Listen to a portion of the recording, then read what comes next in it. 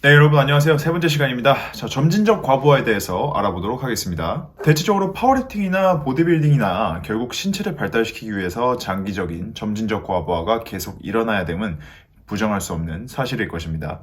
그러나 우리가 가장 흔하게 범하는 실수 중에 하나가 오로지 중량만을 점진적 과부하의 팩터로 보는 것이죠. 물론 중량이 점진적 과부하의 가장 직접적인 척도인 것은 맞으나 지금 보이는 팩터들도 분명히 도외시하지 않으신다면 좋은 결과를 가져다 드릴 겁니다. 운동 기술의 개선이 있겠고요. 운동 볼륨의 개선이 있겠습니다. 그 다음에 같은 볼륨을 더 적은 시간으로 처리하는 운동 밀도의 개선이 있겠죠. 마지막으로 프로그램의 구성 개선이 있습니다. 이제 단관절 운동, 즉 머신 운동들로부터 다중관절 운동들의 비율을 늘리는 조금 더 큰 운동들이 운동 프로그램을 구성하는 프로그램들이 조금 더 난이도 높고 강력한 운동 프로그램이라고 보시면 될 것 같습니다. 이것 등등이 있기 때문에 그 전주에 비해서 중량이 올라갔다고 하지 않더라도 발전이라는 것은 얼마든지 일어날 수 있다는 것을 여러분께서 알아주셔야 됩니다. 그렇다면 중량은 얼만큼 주당 올려야 되나를 궁금하시는 분들이 많으실 거예요. 그래서 한번 정리해 드리도록 하겠습니다. 3대 운동 기준으로 근비대에 적합한 오버로드는 벤치프레스는 0.5에서 1kg고 스쿼트는 주당 1kg에서 1.5kg, 데드리프트도 1kg에서 1.5kg 정도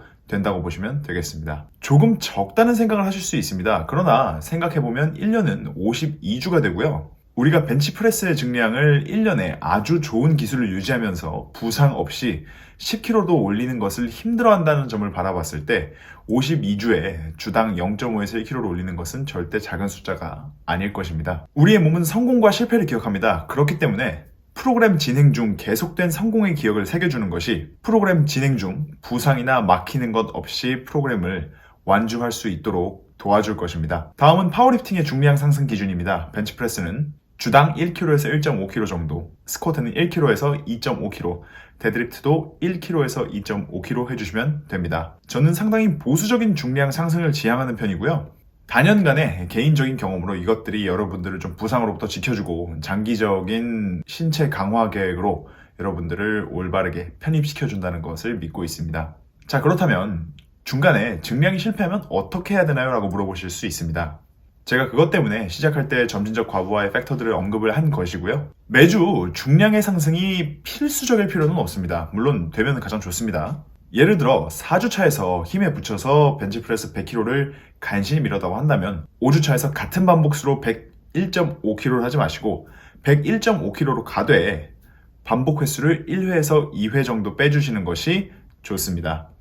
이러한 방식으로 계속해서 무거운 무게에 대한 적응은 늘려나가고 반복수가 빠짐으로 인해서 생기는 볼륨 손실은 보조 운동들의 개수를 늘리든지 보조 운동들의 무게를 늘림을 통해서 어느 정도 맞춰 나가시면 훨씬 더 현명한 프로그램 진행 방식이 될 것입니다. 추가로 여러분께서 3대 운동의 완전한 정체에 이르셨다면 이를 타파하기 위해서 지금 제가 말씀드리는 방법을 한번 사용해 보시면 좋을 겁니다. 벤치프레스를 클로즈 그립 벤치프레스로 해서 매 세트 그립을 좀 바꿔주시면서 다이나믹하게 한번 실시를 해보시고요. 스쿼트는 박스 스쿼트나 정지 스쿼트로, 데드리프트는 대피시 데드리프트나 2단 정지 데드리프트 혹은 렉풀로 바꿔서 진행해보시면 여러분들의 정체기를 뚫는 데 아주 큰 도움이 될 것입니다. 이는 3대 운동 플러스 다관절 운동을 단순히 중량 운동의 개념이 아닌 맥스 이포트나 이제 다이나믹 이포트의 개념으로 정리해 볼 수가 있을 것입니다. 결국 우리는 몸이 어떠한 자극으로부터 완전히 적응하여 더 이상 변화가 일어나지 않는 것을 방지해야 됩니다.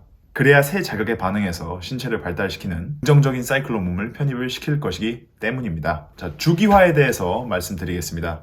주기화는 제 전 영상에서 말씀드렸듯이 보디빌딩을 하시는 분들은 6에서 12회, 파워리프팅을 하시는 분들은 3에서 6회 이렇게 정해만 놓고 쓰는 것이 아니라 프로그래밍 시 프로그램의 테마를 설정해서 근비대 블록이면 근비대, 스트렝스 블록이면 스트렝스, 플라이오메트릭 등 폭발력과 속도에 관련된 훈련을 하실 수도 있을 거고요. 그에 맞춰 훈련의 전체적인 흐름과 상응하는 장비들을 통해서 훈련의 목표를 달성하고 장기적으로는 다음 프로그램에 준비를 하는 것이 주기화에서 가장 중요한 부분이라고 봐주시면 되겠습니다. 예를 들어 사이클 1 근비대 블록을 끝낸 사람이 스피드 훈련 사이클 2를 하고 두 블록에서 얻은 근육량과 속도, 움직임의 패턴, 학습 등을 통해서 추후 근비대 사이클 4 블록에서 사용될 스트렝스 프로그램 사이클 3에서 사용될 기술과 힘, 패턴을 쌓는다고 생각하시면 되겠습니다. 이 과정에서 첫 영상에서 설명드린 다양한 반복수로의 노출을 통해서 신체의 최대 발달을 노려보는 것이 프로그램 주기화의 진정한 의의인 것입니다. 자,